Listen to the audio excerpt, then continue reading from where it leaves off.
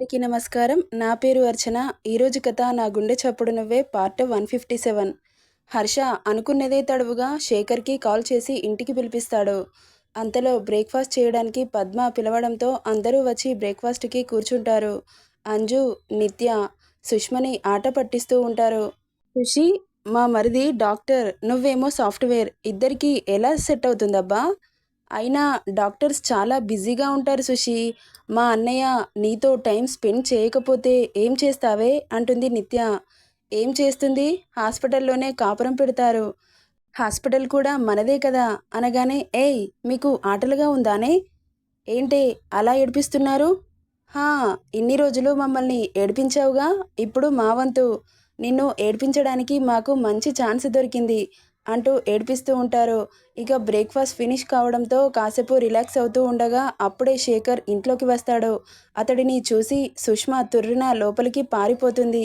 శేఖర్ని చూసి హర్ష దగ్గరికి వెళ్ళి షేక్ హ్యాండ్ ఇచ్చి సోఫాలో కూర్చోమని చెబుతాడు. నమస్తే బాబు అంటాడు జమీందార్ గారు.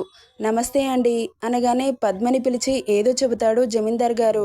ఇక వీళ్ళు మాట్లాడుకుంటూ ఉంటారు. అంతలో అంజమ్మ సుష్మని తీసుకురా తల్లి అనగానే సరే పెదనాన్న అంటూ సుష్మని తీసుకురావడానికి లోపలికి వెళ్తుంది అంజు.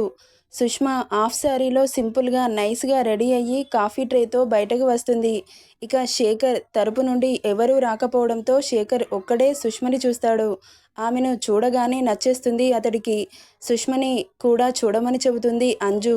ఆమెకు సిగ్గు ముంచుకు రావడంతో తల కిందికి వేస్తుంది. కాఫీ తీసుకెళ్లి శేఖర్కి ఇచ్చి కళ్ళు పైకి ఎత్తకుండానే వెనుకకు వస్తుండగా, మీరు ఏం చదివారండి అని అడుగుతాడు శేఖర్.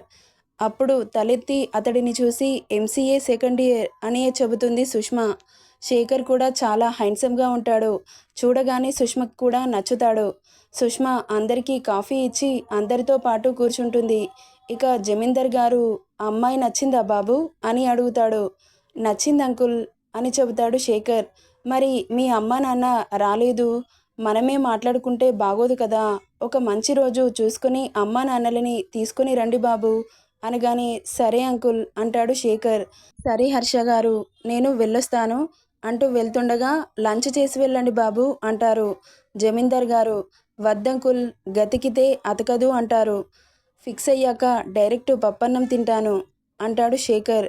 ఆ మాటకి చిన్నగా నవ్వి సరే బాబు, ఓకే అంకుల్, వెళ్ళొస్తాను అని హర్షకి రాజుకి షేక్ హ్యాండ్ ఇచ్చి తల తిప్పి సుష్మని చూసి చిన్నగా నవ్వి అక్కడి నుండి బయలుదేరుతాడు.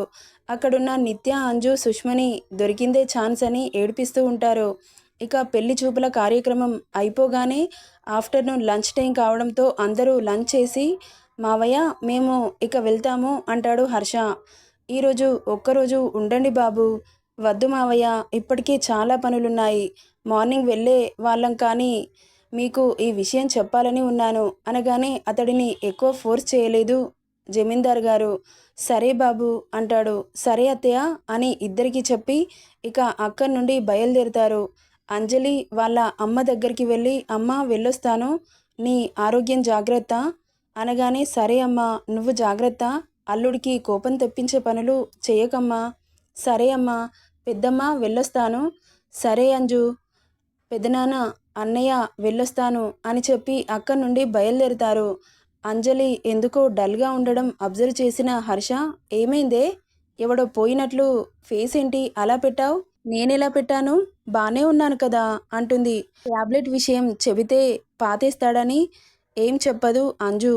మన బాబు స్పీడ్కి కార్ 3 అవర్స్లో హైదరాబాద్లో ఉంటుంది. ఇక హర్ష వాళ్ళని ఇంటి దగ్గర దింపి డైరెక్ట్గా ఆఫీస్కి వెళ్ళిపోతాడు. అంజలి టయర్డ్ అయ్యారని ఆ రోజు రెస్ట్ తీసుకుంటుంది. ఇక అలా రోజులు గడుస్తున్నాయి. అటు హర్ష ఆఫీస్లో చాలా బిజీగా ఉన్నాడు. ఇటు అంజలి కాలేజ్లో ఫెస్ట్ అని ఇంటికి వచ్చాక ఫుట్బాల్ ప్రాక్టీస్ చేస్తూ బిజీగా మారిపోయారు ఇద్దరు. ఇక కాలేజ్ ఫెస్ట్ రానే వచ్చింది. హర్ష, నాకు చాలా టెన్షన్గా ఉంది.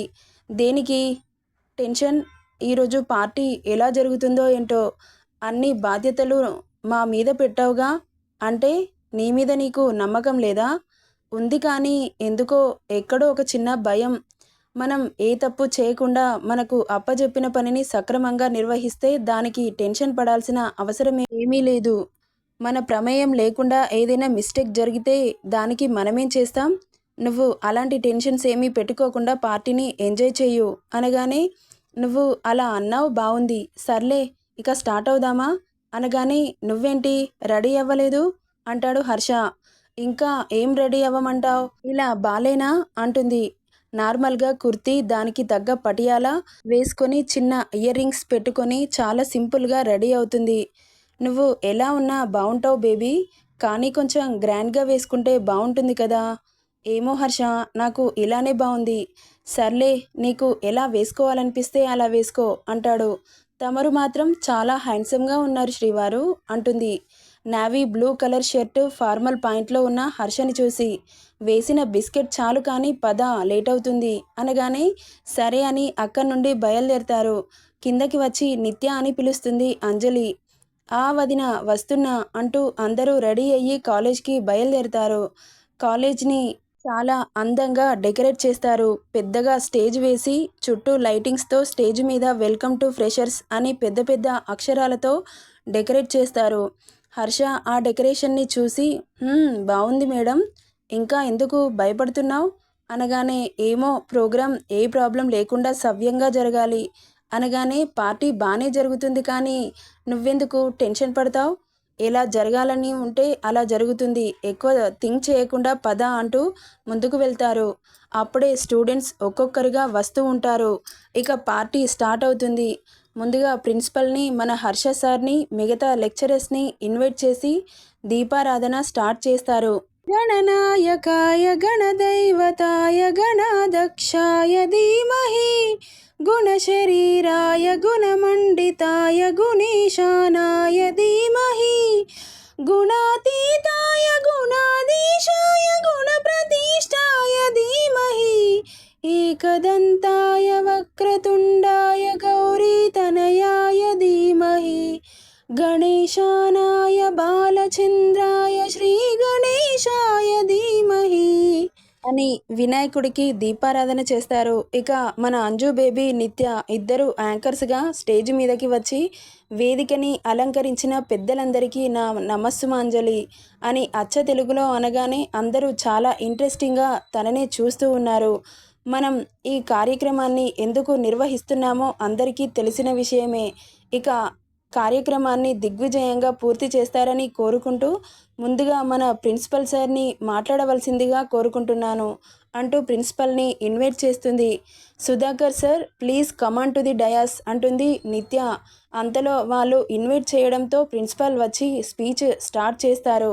నెక్స్ట్, అతి చిన్న వయసులో ఎన్నో గుర్తింపులు సాధించి యువతకి ఆదర్శంగా నిలిచిన మేనేజ్మెంట్ హెడ్ అయిన ది గ్రేట్ హర్షవర్ధన్ రెడ్డి సార్ని వేదిక మీదకి రావాల్సిందిగా కోరుకుంటున్నాను అని అంజు చెప్పగానే హర్ష ఆశ్చర్యంగా అంజలిని చూస్తాడు. అంజు హర్షని చూసి చిన్నగా నవ్వి, Harshavardhan Reddy sir please come on to the dais అంటుంది నిత్య. హర్ష స్టేజ్ మీదకి వచ్చి మైక్ తీసుకొని all of you good morning అనగానే హూ అంటూ అరుస్తారు students. Heartfelt greetings to all the students who have joined this college. I wish everyone to study well and be at a good level అని చెప్పగానే అందరూ నిలబడి claps కొడతారు. ఇక ఒక్కొక్క లెక్చరర్ వచ్చి స్పీచ్ ఇచ్చి వెళ్ళిపోతారు. స్పీచ్ల కార్యక్రమం పూర్తి కాగానే కల్చరల్ యాక్టివిటీస్ స్టార్ట్ అవుతాయి. ముందుగా ఎంసీఏ ఫస్ట్ ఇయర్ స్టూడెంట్స్ని ఒక్కొక్కరిని ఇన్వైట్ చేస్తూ ఉంటారు. ఇక కొందరు గ్రూప్ డ్యాన్స్, కొందరు సాంగ్స్ అలా పర్ఫార్మెన్స్ చేసి వెళ్ళిపోతారు. ఇక సెకండ్ ఇయర్ వాళ్ళ వంతు రావడంతో సెకండ్ ఇయర్ స్టూడెంట్స్ని కూడా పిలుస్తూ ఉంటారు. ఇక అందరూ అయిపోవడంతో సుష్మా స్టేజ్ మీదకి వెళ్ళి ఒక స్కిట్తో మన ముందుకి వస్తున్నారు అంజలి అండ్ గ్రూప్ అని అనౌన్స్ చేయగానే అందరూ షాక్ అవుతారు. హర్ష కూడా షాకింగ్గా చూస్తూ ఉంటాడు. ఇక పక్కన చూస్తే అంజలి, నిత్య ఇద్దరు ఉండరు. అనౌన్స్ చేసిన కాసేపటికి లైట్స్ ఆఫ్ అయ్యి కొద్దిసేపటికి ఆన్ అవుతాయి. అంతలో స్టేజ్ మీదకి blue colour shirt, formal point, కళ్ళకి గాగుల్స్ పెట్టుకొని యాటిట్యూడ్ మెయింటైన్ చేస్తూ స్పోర్ట్స్ బైక్ మీద ఒక పర్సన్ వచ్చి స్టైల్గా దిగుతూ కళ్ళకున్న షేడ్స్ తీస్తూ షర్టుకు పెట్టుకోగానే అందరూ ఒక్కసారిగా షాక్ అవుతారు. ఎదురుగా ఉన్న అంజు పాపని చూసి హర్ష మాత్రం చాలా అంటే చాలా సర్ప్రైజింగ్గా ఫీల్ అవుతాడు. ఇదేంటి, ఇది నాలా రెడీ అయింది, ఓ అందుకేనా మేడం గారు మార్నింగ్ రెడీ అవ్వమంటే వేషాలేసింది అనుకుంటాడు మనసులో. పక్కన ఉన్న కిరణ్ విజిల్ మీద విజిల్ వేస్తూ ఉంటే అందరిలో జోష్ పెరుగుతూ ఉంటుంది. ఇక ఎదురుగా నార్మల్ కుర్తీ లూజ్ పాయింట్ వేసుకొని వాలు జడని ముందుకు వేసుకుంటూ భుజానికి బ్యాగు తగిలించుకొని అలా నడుచుకుంటూ వస్తుంటే హర్ష బైక్ తట్టి కింద పడుతుండగా అదే అంజు బేబీ క్యారెక్టర్లో పరకాయ ప్రవేశం అన్నమాట. ఆమె నడుం చుట్టూ చెయ్యి వేసి పట్టుకొని, యూ బ్లడీ లో క్లాస్ గర్ల్, కళ్ళు బ్యాక్ ప్యాకెట్లో పెట్టుకున్నావా, చావడానికి నా బైకే దొరికిందా, చావు కేసు అనగానే షడప్ అంటుంది అంజు. పాత్రలో ఉన్న నిత్య, మీరు ఎదురుగా వచ్చి నన్నంటున్నారా, అసలు స్పోర్ట్స్ బైక్ ఎవరైనా కాలేజ్కి తీసుకొస్తారా ఇడియట్ అంటున్న ఆమె చెంప చెల్లుమనిపిస్తాడు. అదే పాప అనిపిస్తుంది. హే యూ ఇడియట్, నన్నే కొడతావా అంటుండగా ఆమెని నడుం పట్టి దగ్గరికి లాక్కొని, ఏంటే ఎక్కువ చేస్తున్నావు, నన్నే ఇడియట్ అంటావా, ది గ్రేట్ హర్షవర్ధన్ రెడ్డిని, ఈ కాలేజ్లో నా పేరు చెబితే ఉచ్చ పోసుకుంటారు, నా ముందు కనీసం కన్నెత్తి కూడా చూడరు, అలాంటిది లో క్లాస్ గర్ల్ అయినా నువ్వు నన్నే వేలు చూపించి ఇడియట్ అని మాట్లాడతావా, యూ బ్లడీ గర్ల్ అంటున్న హర్షని ఇంకొకసారి బ్లడీ అన్నావనుకో బాగోదు చెబుతున్నా, ఏంటే ఏం చేస్తావు అంటూ ఆమె నడుం పట్టి గట్టిగా ఒక నొక్కు నొక్కుతాడు. అదే నొక్కుతుంది పాప. అమ్మ అంటుంది అంజు బేబీ నిత్య. ఇంకొకసారి నా ముందు నోరు లేచిందనుకో చంపి పుడుస్తా అని అక్కడి నుండి విసురుగా ఆమెను వదిలి వెళ్ళిపోతాడు. అదే వెళ్ళిపోతుంది అంజు బేబీ స్టైల్గా యాటిట్యూడ్ మెయింటైన్ చేస్తూ.